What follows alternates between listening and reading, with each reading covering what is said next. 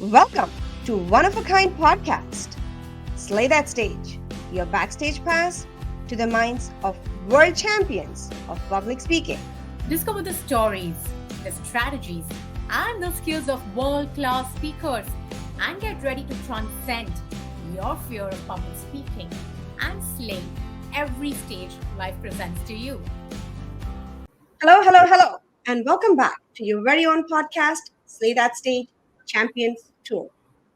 Our guest today, yes, you've guessed it, is another world champion. But he is not just any world champion, he is the youngest world champion of public speaking. So, welcome back here with your guest, youngest world champion, and your host, Ayesha Hussain and Tanvi Bhatt. Tanvi, do you want to bring him in? Yes, thank you so much, Ayesha. So today we have the privilege of hosting the youngest ever world champion of public speaking. Yes, you heard me right, the youngest ever. If that itself wasn't enough of an accolade and the largest feather in his hat, I'm going to tell you a little bit more about none other than Cyril Junior Dim to make you really be in absolute awe of the kind of accomplishments this young world champion has under his kitty already. So Cyril is of Zimbabwean descent, and he began his journey in public speaking in Poland, where of course he pursued his education as well as a software engineer. But his true passion ultimately lied in the pursuit and mastery of public speaking, which he's been diligently working on mastering over the last 13 plus years. Cyril's prowess as a competitive public speaker is absolutely legendary. I'm sure you've seen his world championship talk as well. But what really differentiates Cyril, I believe, in my humble opinion, is not just acing this one title. He's also aced two other national championships in two different countries and languages. He not only stands tall as the holder of four regional titles in Europe, a distinguished two-time continental champion, and of course, like you now know, the youngest world champion of public speaking in history. Apart from all the competitiveness, Cyril's heart is absolutely in the right place because he's deeply, deeply compassionate about fostering genuine human connection, igniting change, sparking innovation, enabling the youth by contributing his voice towards championing and evangelizing academics. So, without much ado, let's have Cyril join us on the stage, Aisha. Welcome back, sir, to the Thank guest. you. Thank you very much for having me. And thank you for a very well worded introduction. I'm humbled. Thank you very much for having me. Thank you, Cyril. Cyril, I've had the pleasure to meet you, and I have witnessed something I'd like to bring lights to. I've seen speakers give amazing speeches and audience react. But in one of the workshops that you didn't speak for almost 10 minutes, just your body languages and action, and audience was still reacting. How do you do that? I don't know if the video of that has gotten out yet, but I certainly remember the part you're talking about.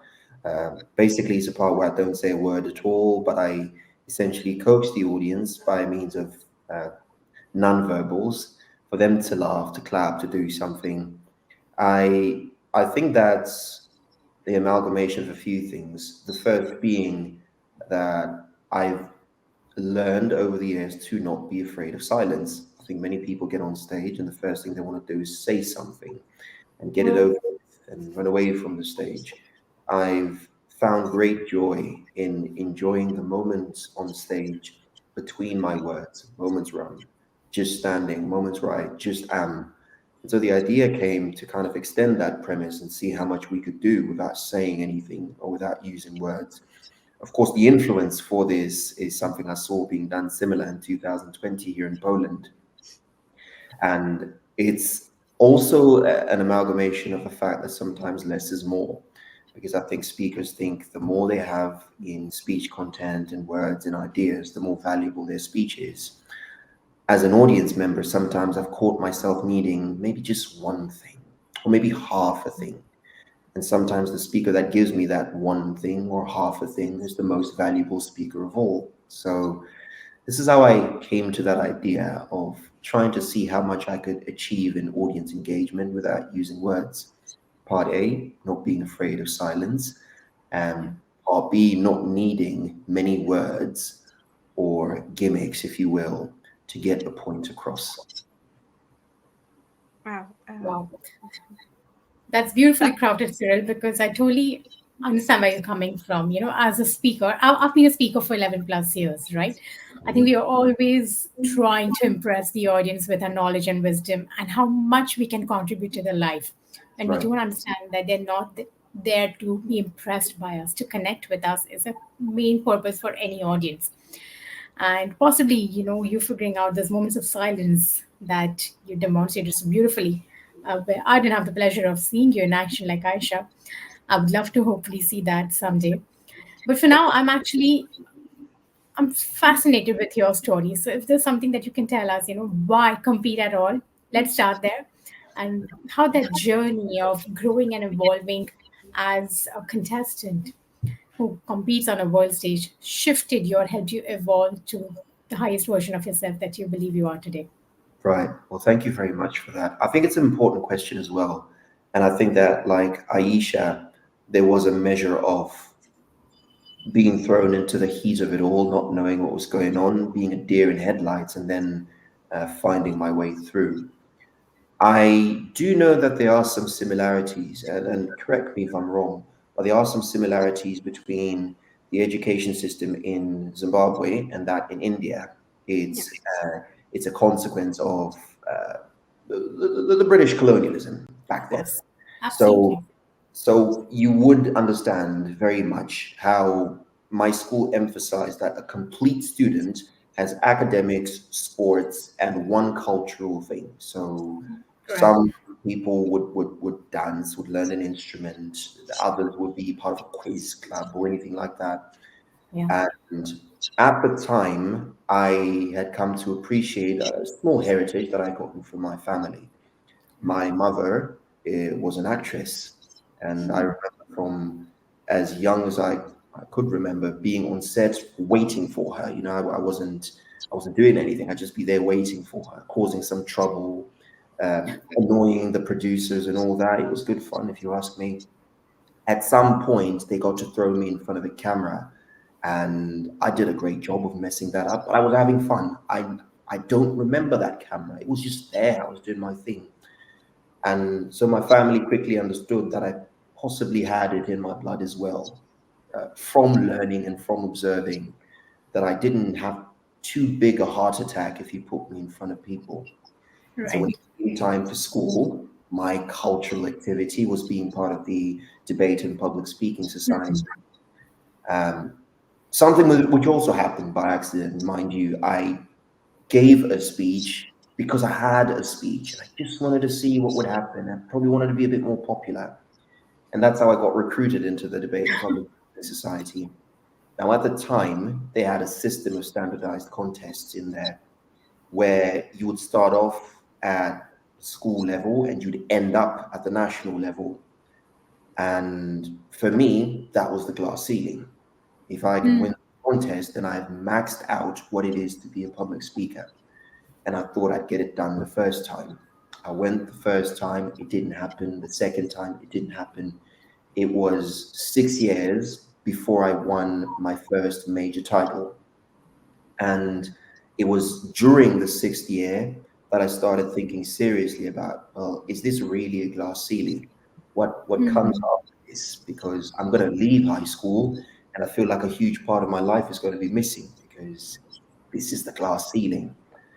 And my literature teacher at the time, bless his soul, he says, Cyril, there's a video I want you to watch. It's on YouTube. I know you kids love that. And I said, video, perfect. I'll take that over a book any day. And he points me to a certain video of a certain world champion holding a rose and talking about seeing something in people. And I remember watching that video and thinking, oh gosh, I couldn't beat that guy this year. I can't beat that guy. I'm working towards a national championship. It seems there's a whole other realm afterwards. But I thought about it. I thought it'd be nice to try someday in the future. And I remember the single sentence that convinced me to try. It was a phrase from my best friend before I went on stage. He could see I was nervous, I was sweaty, I Mm. was shaking visibly. He looks me in the eye, and he's an absolute nerd. So it's very rare to see him go there. He looks at me and he says, "Cyril, I have no doubt in my mind at all that right here, right now, you are one of the most talented speakers walking the earth." And I blushed, and I thought, "Stop." And I carried those words with me long after I left high school, which is eventually how I joined Toastmasters and I started competing. So this is how I found the contest. I just happened to be in the neighborhood, and I just happened to have somebody who pointed me to the world championship. And I just happened to have a friend who said something I'd never heard him say to anybody before. The Mm. combination of those things made me think that for sure, if I tried, I might not win because I didn't have a rose, but it might be a worthwhile venture. And this is how I ended up there. Now, I know your question was in two parts, but I realize I've been speaking for 2.5 days. So I'm going to make sure I remember the second part was how I've evolved as a speaker. Was that it? Yes, All right. absolutely. All right.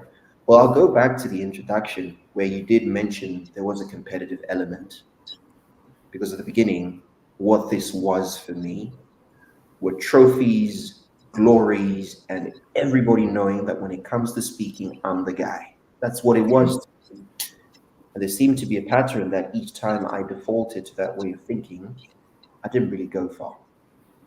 I think it was very visible that I was there for myself. And like you said, Mm.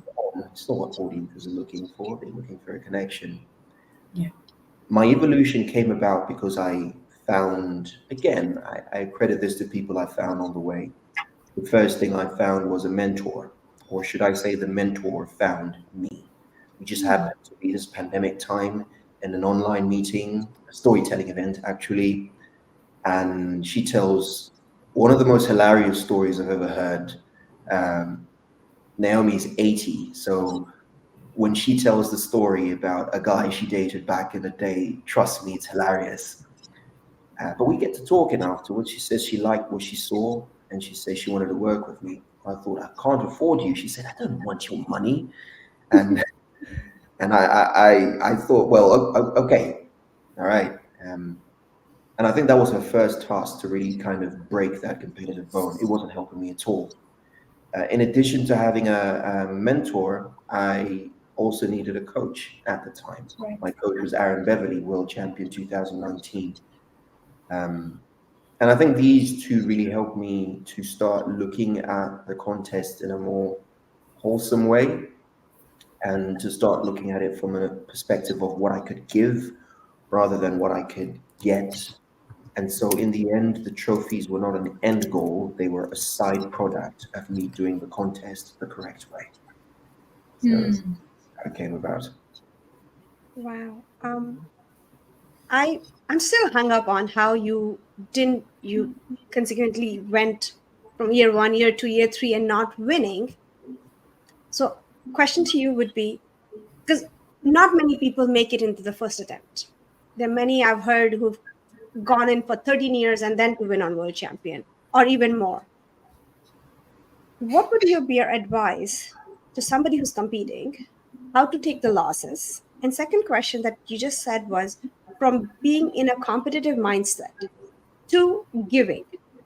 How did that transformation came about, or what like made it I value that question. That's a really important question.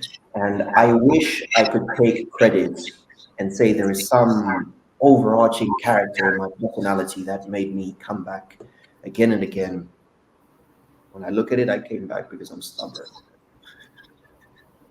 very stubborn. But it did help me.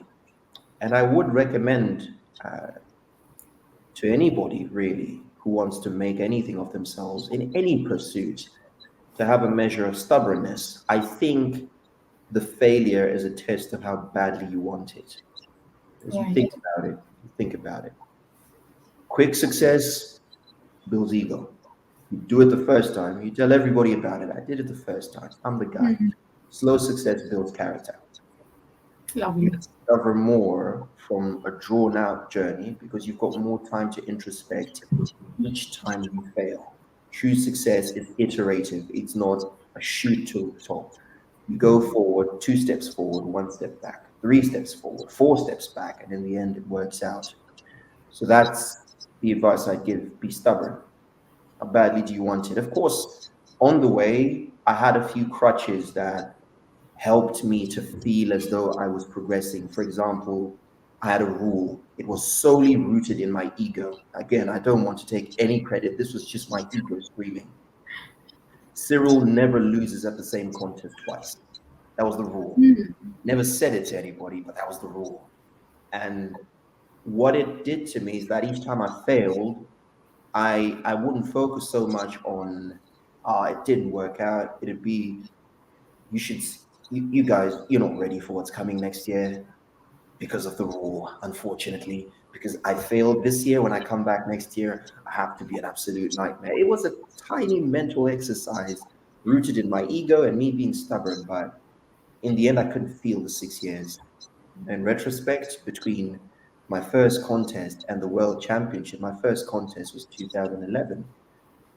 World Championship was 2022. That's how long it took. So it really did help to ask those questions. Now, how I made the transition from the competitive element to the mindset of a giver on stage, I think it really helped me to witness firsthand what it does to an audience if you're there for them. I think that is one of the most powerful, transformative experiences a speaker can have. When somebody comes up to you and says, "Look, I don't want to say this out loud, but I needed that. Thank you." They walk away. I remember this one time, this lady, she, you can tell she's trying to hold back the tears. She holds my hand. She's older than me, of course. And she looks up to me like a mother would to a son. She's shaking. I can feel she's shaking. And I was one of the last speakers on the day. So she, this was straight after I've gotten off the stage. She's like, "I believe you. I hear you." That's all she said. She walked away. Oh gosh, I didn't need a trophy after that. That was that was my trophy. I didn't need anything more that day. And I think until we feel that when you go on stage with something other than yourself and you feel what it does to an audience, you'd never want to go back to, you realize that the vanity of competition. Do it for the entertainment element, but that's not it. That's not why we're there. And once you experience it firsthand, it's very transformative. And once I believed my mentor, trusted her, tried it out, saw the results, there was no taking me back at that point. And I'm very thankful it works that way. Amazing. So, Cyril, I think, in the last few months that we've been speaking to champions like yourself, this one thing has been a beautiful golden common thread amongst all of you all, that everyone is so mission or message focused. You win some, you lose some, and that's just the silver linings of the journey. But I don't think we've come across any champion so far who's been like, oh, I did it because I wanted to prove it to someone or myself.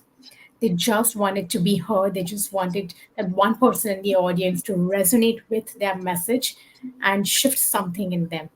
So I think, hats off to you and everyone else who's been able to evolve to that level of self freeness and compete with their heart and their soul in the right place. Right, Absolutely. Aisha? What do you think? Like Darren LaCroix says, if you want a trophy, go buy one. Or Craig says, you're here to touch lives. And I'm not going to lie, when I started competing, it was about the trophy. It was like, oh, I need that trophy on my shelf. But I think about last year, something shifted in me, as you said, and it became different for me when I'm speaking now. And I started during COVID, so I would have absolutely zero interaction. So, but I would get message on Zoom. Oh my God, your message was so good. It touched me. I needed to hear that. But division was my first in person about few days back, and like you, I was the last speaker, and the speakers before me was like, oh my God, they are so good. So I was like, okay, I'm fine. But what happened was at the end of it, a teenager and her mom walked up to me and, like you said, literally held my hand and said, oh my God, your message needs to be heard by more teenagers. And this is going to help whoever hears it. And as you said, I didn't need a trophy after that. Right. But obviously, it felt good when they announced as first place in that now I'm moving to district because, not gonna lie, had this happened last year, I'd be like, yay, I'm going to district. But since that shift, now I'm like, I can get that message to more people now. So Absolutely. that's the mindset. So, I mean, I love the transformation. And as Mark said, I'm here to serve. And I messaged him privately. I'm like, I wish I can invite that. So, Absolutely. seeing, and as Tanvi said, seeing all the world champion, the common thread is giving out how we can help. True. That's been my recent experience, especially after my. I think it's important to remember public speaking is an art. And what's the common thread with any art? There's a strong need for discipline. And those Mhm. who become something in that art are those who've figured out what it's all about. And I'm sure you've heard the trope that, a painter, for example, will only become a millionaire after they die. Yes. And yet they dedicate their whole life to making these works. What is it that wakes them up each day? It's definitely something more than the money or the Pulitzers or anything else. It's a certain love for the art and an understanding of how it impacts a human being. And public speaking is no different as an art with discipline and a correct, adjusted attitude of why we do what we do. Anybody can be a great speaker. I actually have a question on that when you say that. Why we do? What is your why behind this?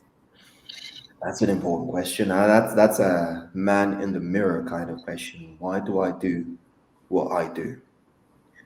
I think because it would be cheating or otherwise stealing to not do what I do. I think we spend so much of our lives trying to find our corner in the world. This is my community, is my thing, is what I do and what I love.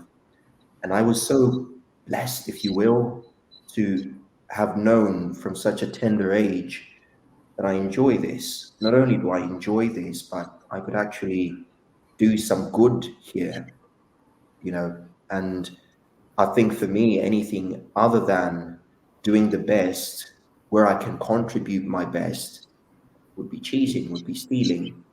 So I do what I do because I understand the importance, I see the value, and I feel a sense of responsibility because I have found my corner. This is how I touch the world.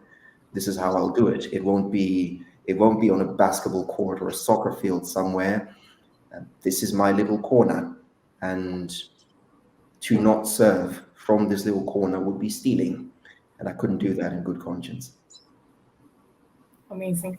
I couldn't agree more. I think the sooner we realize in our lives, what metaphorical, literal stage this has been carved by us, you know, prior to coming on this little planet in our pursuit of our own greatness and trying to fulfill our spiritual destiny. If you can find that out at the right point of time in your life, with, without mentors, just deep level of self-awareness or introspection, it will do us so much good to start manifesting the momentum required to fulfill our spiritual destiny. I'm so glad you are so self aware and you're doing everything that you need to dent your little corner of this world with your Absolutely. message. And I think you're also doing it beautifully with your causes that you're passionate about. I believe academics is a huge part of your life. So would you, be kind enough to tell us something more about what drives you off the stage to make an impact?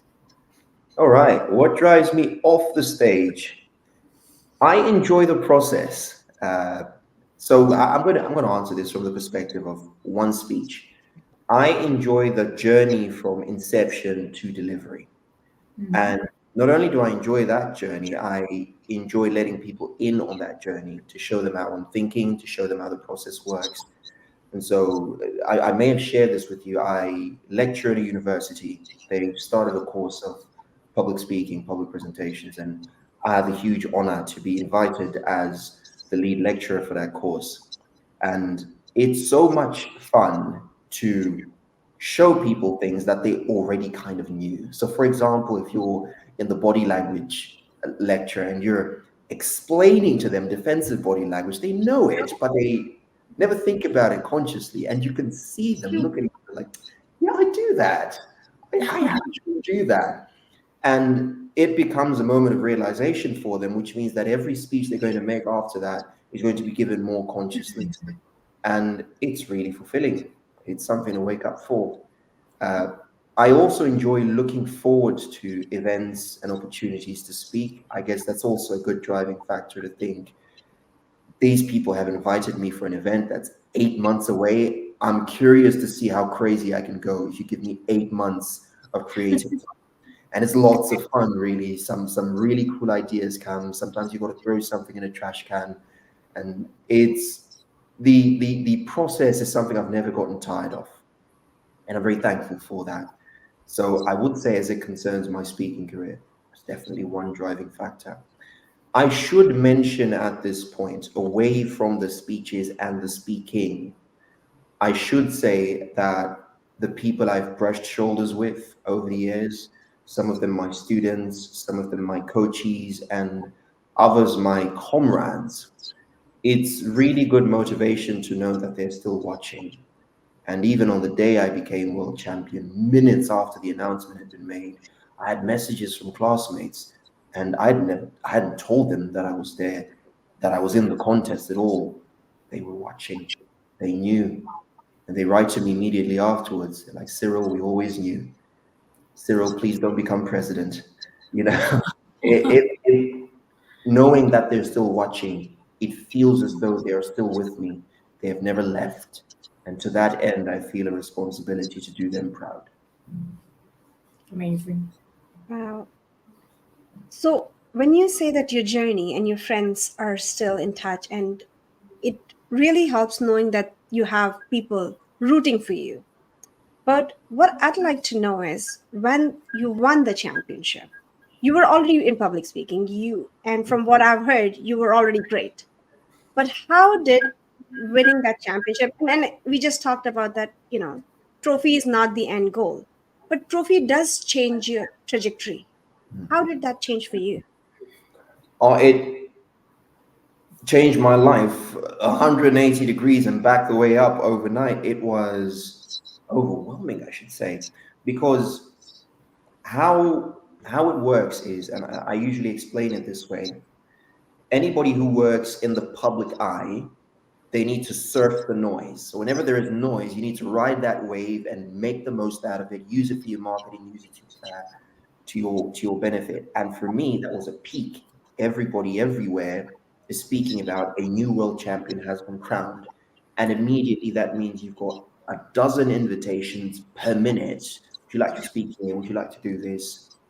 And it immediately meant I needed to plan so that I could have the best outreach, so that I could align my appearances with my mission, and immediately meant I needed a slightly bigger backing than just a mentor and a coach, and I needed to bring a few people in. And if ever I thought of being a professional speaker, this was the wave I needed to ride, and I wouldn't get another one. They say, actually, it is the fact that you can only be the world champion once, and after that, you can't compete in the world championship ever again. So this was my wave in.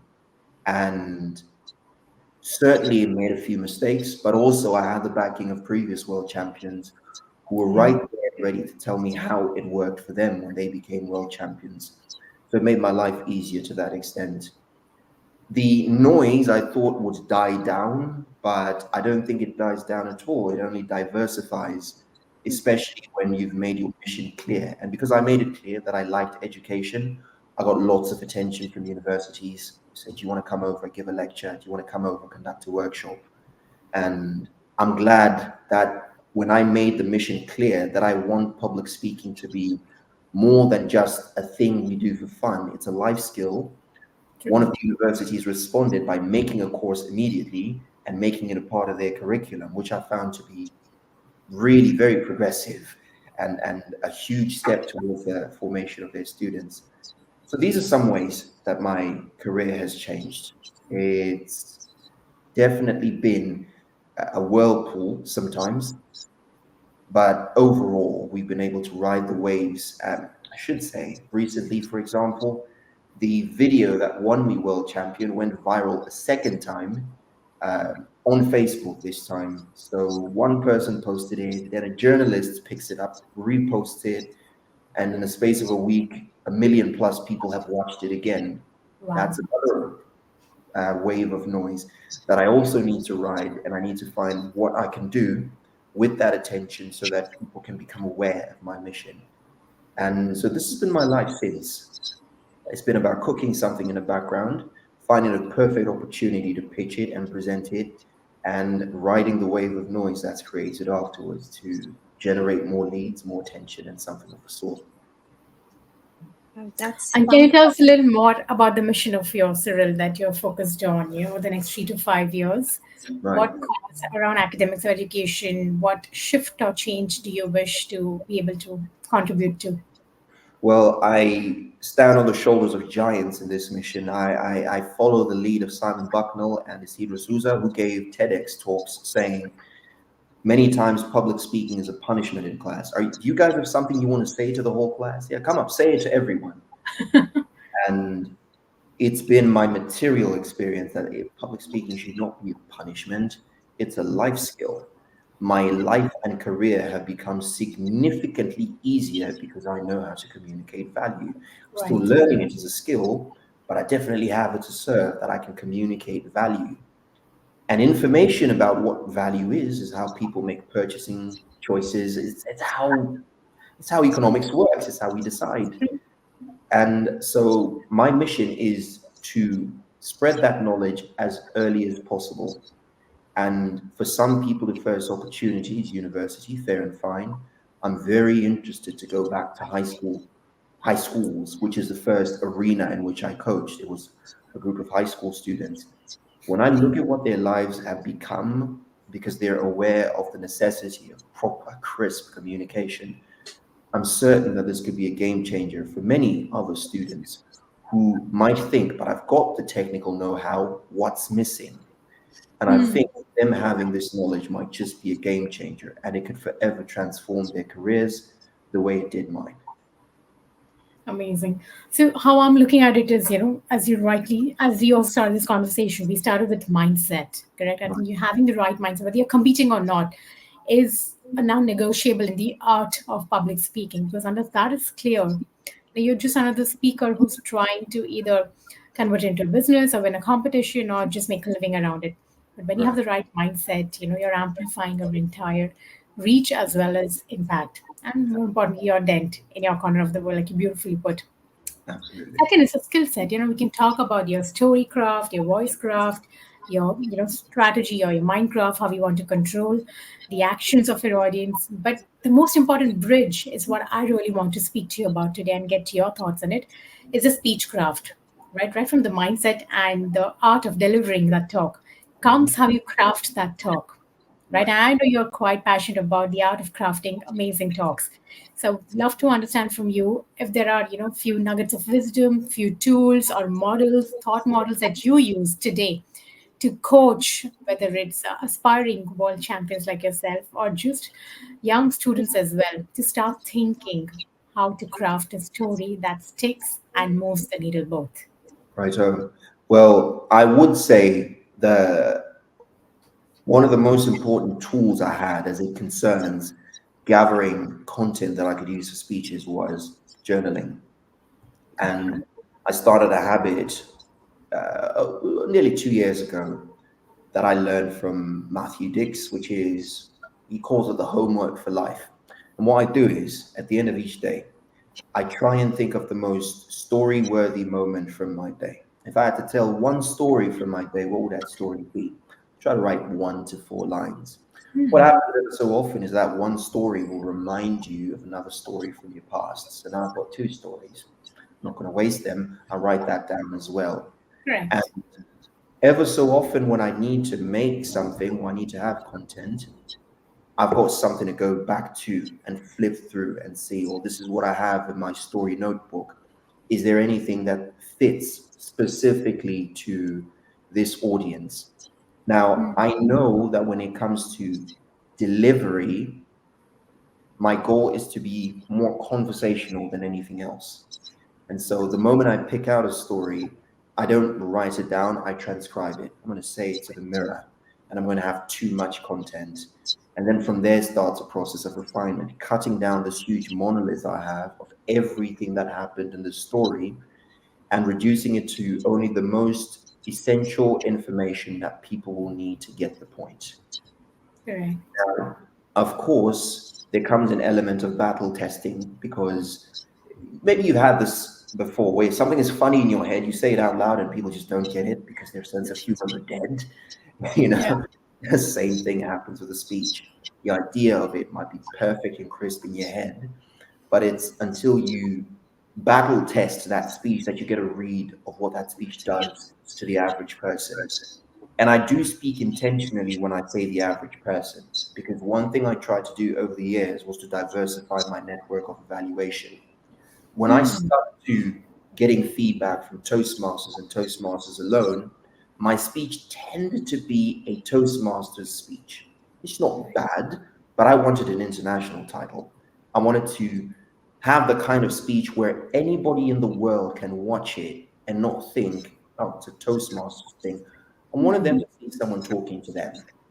So this is why, in addition to Toastmasters, I find other avenues, other events that were going on around town to see if I could find an opportunity to speak and get feedback. All of this sort of formed the process of creating a speech. And each speech will have its own identity, its own flavor.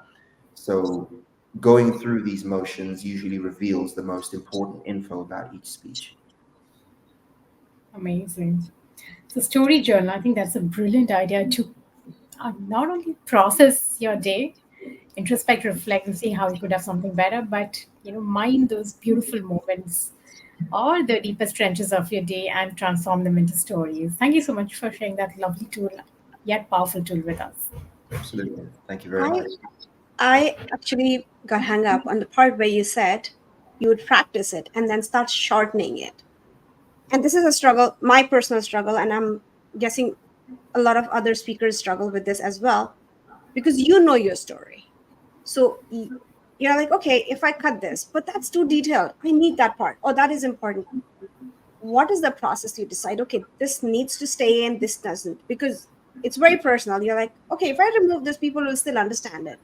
But as you said, you think it in your head, and the audience doesn't connect. Right. What goes in your mind when you're saying, I'm keeping this and I'm taking this out? All right. Well, my mentor would say something along the lines of kill your darlings. She says that to highlight moments when I have an unhealthy attachment to certain parts of my speech. And she says sometimes it's the places where you have the greatest attachment that you need to make changes. So, how do I know? One simple question I ask myself: would my speech be exactly the same with or without this part or this detail? If the answer is yes, that line has to go. In going back to the introduction, I always prefer silence over words. So for me, it's a goal anyway to get rid of stuff so that I have opportunities for silence. And it's a proven method that works. You know, there are world champions that have become world champions with about 500 words in their script. So it is possible. But that's the first question I ask. Would my speech be exactly the same with or without this line? If the answer is yes, then the line needs to go. Also, what comes above everything else is the point of the speech. Does this direct people to the point of the speech? No, it's just funny. That's risky. That's risky. If the only purpose of the line is that it's just funny, then I need to evaluate the whole speech. Is the whole speech funny? If it is funny, then the answer is the speech is funny enough. I can Right. do without this bit of humor. If the speech would need a bit of seasoning with humor, then maybe I might keep a line because I need to season it with a bit of humor. But I'm sure you can see now that a small hierarchy starts to form. And that's a hierarchy of the integrity of the speech. Is this line adding to or removing from the integrity of the speech? If the line is ineffectual, then it needs to go. A hierarchy that also includes the main message, because we want the main message to be as bright as day. There should be no question after your speech what the message was. There shouldn't be doubt. There shouldn't be arguments. people can personalize the message, but it should be absolutely clear. This was a speech about self acceptance. This was a speech about putting pineapple on pizza. And if any part, don't do that by the way, if any part of this one line removes from that, the line needs to go. And over all this is the advice of my mentor to not have an unhealthy attachment to parts of your speech, because then you might start to form tunnel vision, and it's very unhealthy in light of the broader perspective of your speech. You talk about you have a mentor, and we are aware you coach as well. So when you say unhealthy attachment, have you ever faced a coachee where you say this needs to go and they've been stubborn about it? And if yes, how did you deal with that? Because Tanvi Right. and I myself are coaches as well. We'd love to learn a little bit of a coaching Oh, style. man. Well, there have been moments when the way we looked at speeches might have differed, myself and the people I coach. But I like to remind myself that at the end of the day, it is their speech. And they are giving a slice of them. They want to give a slice of them. I remember in my earliest days of coaching, some of the best feedback I got was, "Oh, your students sound just like you." Correct. Mm, mm, that's not the goal. I don't want to make clones. I want them to be the very best speaking version of themselves. So if I found a coachee who feels like this line, I know you don't like it, but this is who I am, and I really want to keep that line in there, I always try to remind myself that this, even the coaching, is about them and to bring their message and their voice to its greatest possible light. I always try to avoid situations where I risk making a clone of Cyril. Yeah.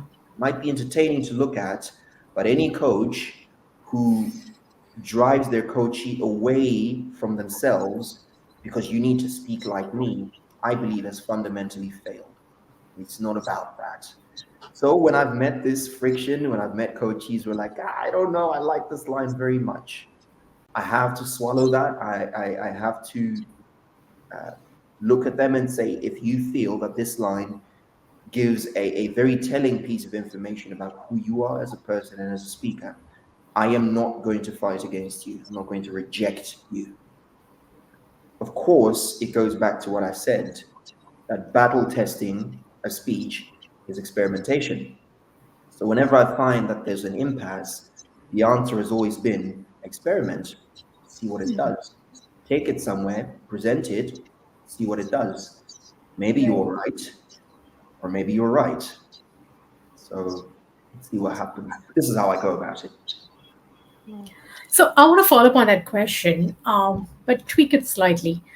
I believe we are the stories we tell, right? Because our own spiritual journey and destiny is to co-create the stories of the future of a generation. And stories have the power to heal, transcend time and space, geographies and civilizations, both, right? Right. And especially when you're competing on a world stage or just gracing a stage to tell your story. The choice of that story is so important. We can have personal crises, personal stories of transcendence, professional ones, and spiritual ones as well. I would love to hear your thoughts on how would you weigh them on the scale of prioritizing this brand of story over the others, and then you advise your coaches or mentees to choose those stories and Right. then battle test them over others. Okay. Well, I like to think that there are people who believe this message is so important, it has to be said. I believe there are messages like that. They're so important, they have to be said. What has been my guide over the years? Here's what I believe: you earn the platform before you take the platform. Because there's a very huge difference between contestant number 8 said this and the world champion of public speaking said this. True. So you'd rather be the world champion first, then you can use that platform to say a message that is so important and needs to be said. And I say this in light of those messages that tend to be either conflicting or polarizing, or that tend to be a seed of contention. You know, those messages I found in a contest, they don't really help people because A, you don't know the judges, B, you don't know how they think and feel about some of these things. So it's been my guide, first of all. What is the effect of your message? Is it to divide or is it to unite?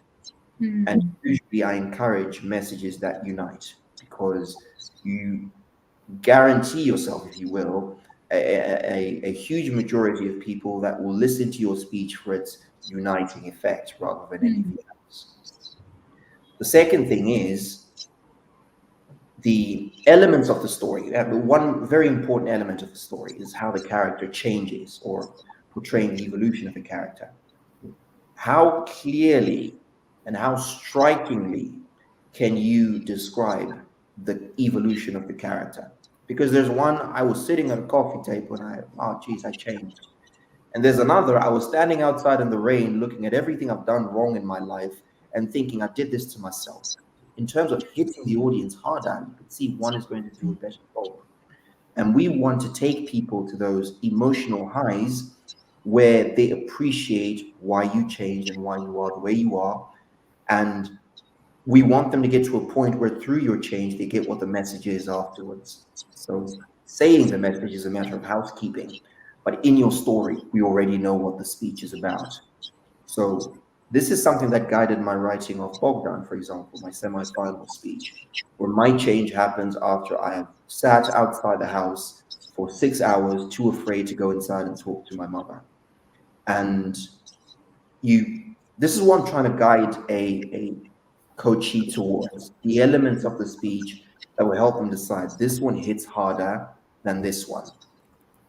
Everything else about it, humor, the characters, the order of events, these are something we could work on in the lab. But the most important elements of what is the problem? What are the stakes? Am I sitting at the edge of my seat? It doesn't have to be fast and furious or anything, but Right. do I care about this problem enough to want to listen to the rest of the story? And the third, the moment you change. If your story hits all three, then very likely you can craft a speech around that that will make people listen, that will create a genuine connection. Connection is what we're chasing after. So Lovely. this is On, one way I guide someone, yeah. on that note, I actually want to follow up by when you talk about putting the scene together. Oh, I was having a coffee and thinking what went wrong, or I was standing in the rain and downpour. Sometimes it's not 100% that what happened. So, how important is, or how much of would you say that bring the authentic self or the story, and how much of fabrication is required to make that connection with the audience, to paint that picture? Is there a proper ratio to that? That's an important question. And I know some speakers have said, don't let the truth get in the way of a good story. I don't know how much I agree with that. I know that some elements of a story can be conflated for the purpose of the narrative. So for example, the time. I can put all the events in one continuous time frame when maybe in actual fact the first event was a day later or a year later. It helps the narrative. Details, names, and something of the sort. For very obvious reasons, we can omit those. So, for example, again, going back to Bogdan, my mom actually doesn't drive a Prius. I'm thankful. This is one of the ways I know she loves me. Uh, but I'm speaking in an environment where everybody knows what a Prius looks like. So that's what I'm going to use to get the point across, that it was a simple car that we used to drive across town every Right. day. And this lends on to, relatability. But when it comes down to the core elements of I actually said this to my mom, of course I couldn't in good conscience say I said it if I didn't. I couldn't in good conscience say it happened if it didn't, because then that would be a bold-faced lie. The others are somewhat lies, but I like to think it's Easter weekend and that counts for something. So yeah, do enjoy a creative liberty at the same time, lead with your conscience is how I'm going to receive your message, Cyril. Absolutely, yeah. That is a wonderful note. And I'd like to segue. We have a question for you, Mark, for Cyril from our guest, Mark Brown. I'm going to bring him to stage. Junior Dim, world champion. I have a question for you, young man. And I mean, young man. You were the youngest world champion. Matter of fact, when I won, you weren't even born yet. Has being the youngest world champion have had any impact on the work you do and how you're being acknowledged and recognized as a world champion? Or how has being the youngest world champion served you and helped you as you serve others? I love Mark. He always made sure to remind me, yes, I wasn't born when he became world champion. I did study his world championship speech though thoroughly. That's a topic for another day. How has it helped me? That's an important question. I was at the crossroads of being a trained software engineer and being a professional speaker. Now, Mm. these worlds don't merge one to one. Doesn't Right. always happen like that.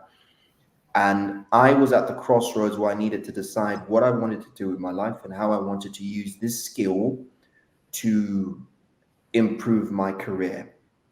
And the answer was to find some middle ground where I pivoted from being an engineer, a software engineer, to being a project manager in IT. I still use the knowledge I garnered from IT to make the life of myself and my team easier. But I also use the communication skills that I garnered to become a world champion to make life easier for my teams, for my clients. And the weirdest thing happened when I signed the contract because I expressed this is my skill set, this is what I do, I'm a world champion. And the CEO, he's got these thick glasses, yeah, he laughs, he says, yeah, that's fine, yeah, yeah. We might have some use for you in the company. I say, everybody says that, I know, you guys just want me to be a manager. But I look at my contract, and under my responsibility, the very last clause, he has put it in himself. One of your responsibilities is to teach public speaking in the company. And I knew immediately that I would go to the ends of the world for this guy. He valued the skill. And so this is it right now. I work as a project manager in IT. Any presentation that is coming out of my company, I try to be a part of, and I try Hmm. to feedback to whoever's going to speak. I have had the great joy of working with one of our heads of international business, and she was giving a talk, first of all, explaining event storming, which is a huge fun process we do in IT to get ideas. And the second presentation she was doing for Women's Day and trying to describe how her life is as a woman in IT or in a STEM field. And being a part of the process, having them, these higher ups, asking for my feedback is very, very fulfilling. And I'm very proud of the fact that through my being the world champion, I was able to make the decision of what I wanted to do with my career and how I wanted my skills to be used. So my IT skills and my speaking skills. And I found the sweet spot in the middle. It's very comfortable, very challenging, and I found a company that values my skill to the point where they included public speaking as a talking point in my contract. And I value it very much that it shaped out this way. Of course, as well, I've now legitimized my place in the realm of coaching, and I do take on clients who need coaching for various reasons. Uh, I lecture. So I look at myself in the mirror and I'm finally able to say with all veracity, I am a professional public speaker. And it's very humbling to look back at the journey and think, my goodness, look at where we've come from and look at where we are today. It's insane. So true. And This is especially for someone like you, Cyril, the beautiful legacy of wins and wins and wins, of course, built on the stumbling transient blocks of failures that we all go through, but you've seen more of the wins compared to failures. And that's why this question goes to you, right?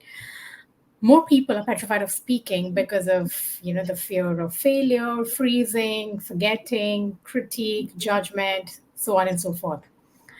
If you could, boost their morale today by sharing very candidly any of the stories of how you possibly, if ever, have failed while on the stage.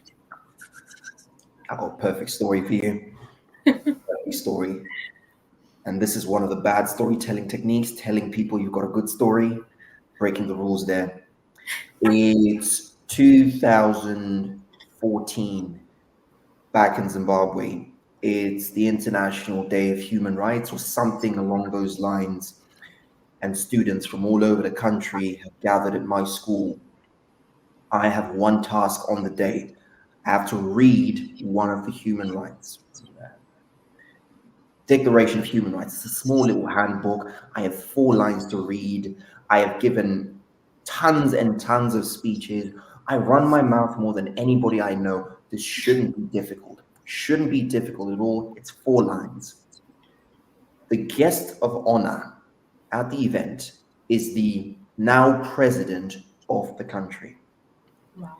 I remember walking in, seeing the rainbow of colors because everybody's in school uniforms. So some blue, red, one. I see the security personnel. I see him sitting there looking super comfy. I see all my teachers. And I walk up on stage. It's an elevated stage. It's higher than everybody else. And it's wooden. You can hear every footstep. I stand in front of the lectern and I look out and I say, human right number so reads. And I blank out. For what feels like an eternity, I'm just there looking out. And there is quiet and then there's dead silent. Like nothing is moving. And it gets worse for me when I see people leaning over and I can read their lips. Isn't that Cyril? That's Cyril, the public speaking guy. And I'm frozen for what feels like an eternity. The president is right behind me. The silence is so awkward that his security personnel think something is about to happen. So you can see them just start to look around. And in the end, I relent and I say, you know what? I know as long as I'm not breaking the law, I have the right to do whatever I want. So I'm going to read my human right. And I reach into my blazer and the security personnel look at me very closely for what I'm pulling out of my blazer. And I pull out this little book. And the moment you pull out a prop, people can see your hand shaking if it's a paper or anything. So as I pull it out, people can see my hand shaking. I flip out to my human right. I read those 4 lines and I just leave. And I wanted to disappear. I wanted the earth to swallow me. And I wanted to not come back to school for a really long time. And my friends did not make a secret about it. They walk up to me and they say, "Oh, how are you doing? Great. What was that? Like, what?" And it was terrible. But it didn't go. And better yet, the president doesn't even remember me. So, Thank God for that. I mean, probably. I mean, it'd be nice if you did. But yeah, that was it. It'd be nice to be remembered for something else apart from this. That would be nice. I would appreciate that very much. Like, you're the young man who forgot 4 lines. That would be perfect. But yeah, it happened to me. It's been several speeches where I've had to go off script. It's been several speeches where I've blanked out. And I think the more I've messed up, the more I've realized how immortal I am. Kidding. The more I realize that, that they don't kill you, those mistakes, honestly. And the truth is, if you really want to think about it, the judgment will come either way, whether or not you speak. You can't please everybody. And I like to think that's something that somewhat freed me. And it's also the reason I started to prepare more thoroughly next time. Made my life easier. These days, when somebody tells me they're nervous or afraid, my answer is good. Important things should scare you. If you're not scared by the work you're doing, you know what you're doing is too small and too inconsequential. I like it when I chase things that are so immense in their stature that they petrify me. What do you think you're doing? And even then, when I fail, I know I'm going to be so close to success, it will be significant, or I will have a story for podcasts. So I win Thank either. you.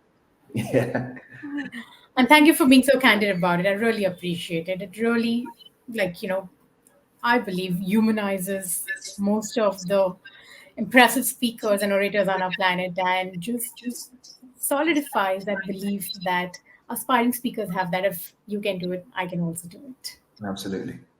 Yes, that is such a beautiful note because I think, I mean, when I started my journey, I would hear all these world champions. I was like, we can never be that.